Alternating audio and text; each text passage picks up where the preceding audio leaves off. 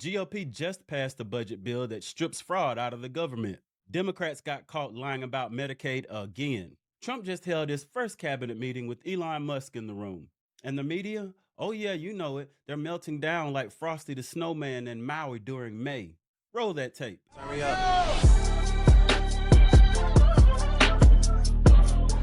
Over much of the U.S., and guess what? The House delivered on President Trump's promise, narrowly passing the one big, beautiful bill overnight, 217 to 215.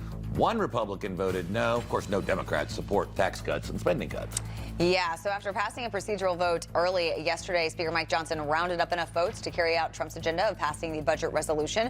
Kentucky Congressman Thomas Massie was the lone Republican to vote against the measure that includes trillions in tax breaks and spending cuts, and it now heads to the Senate, where Republicans are expected to take it up now. 227 to 215. And just like that, the America First agenda has taken a step forward. One Republican voted no, and the Democrats, you already know, none of them wanted to cut spending.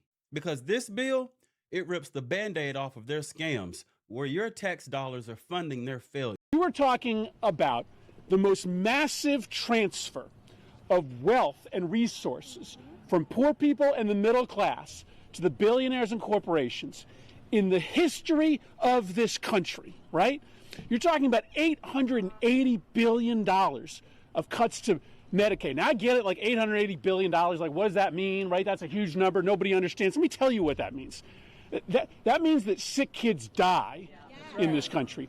That means that hospitals in depressed communities, in rural communities, close their doors, right? That means that drug and addiction treatment centers disappear all across this country. That means that millions of working families who have insurance today, because by the way, 24% of Americans get their health care from Medicaid. Can you guarantee that Medicare, Medicaid, Social Security will not be touched? Yeah, I mean, I have said it so many times, you shouldn't be asking me that question, okay? This will not be read my lips.